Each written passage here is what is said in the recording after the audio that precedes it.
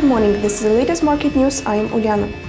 Asian stocks were mostly higher on Wednesday, as comments by Federal Reserve Chairman Ben Bernanke helped improve risk sentiment, though Tokyo shares continued to be weighed by a strong yen. Speaking at his semi-annual report to Congress, Mr. Bernanke said that the central bank's bond buying program was helping the economy by keeping long-term interest rates lower. The speech was interpreted as Mr. Bernanke remained in favor of continuing the central bank's stimulus measures. Australia's ASX 200 was up 0.7% and South Korea's Kospi Composite rose 0.3%. In Hong Kong, the Hang Seng Index added 0.2%. The US dollar gave up its early gains against the yen and softened a touch as the morning progressed. The greenback was recently at 91.85 yens compared with 91.97 late Tuesday in New York and much weaker than the 94.77 intraday high it reached on Monday.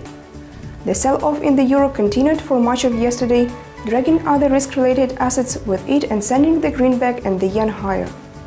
The euro reached a low around 1.3025 during the session before some strong support was found at these levels to eventually trade back towards 1.31 as we headed into the US session.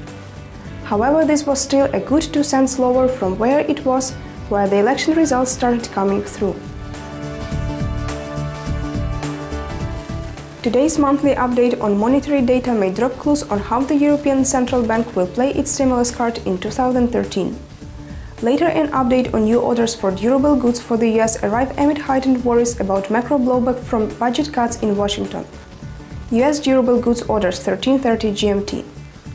Today's report on new orders for manufactured goods arrives at a delicate moment for the US economy.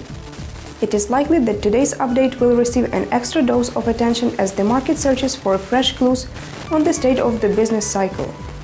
Analysts are not optimistic on January. The consensus forecast sees a 4% decline.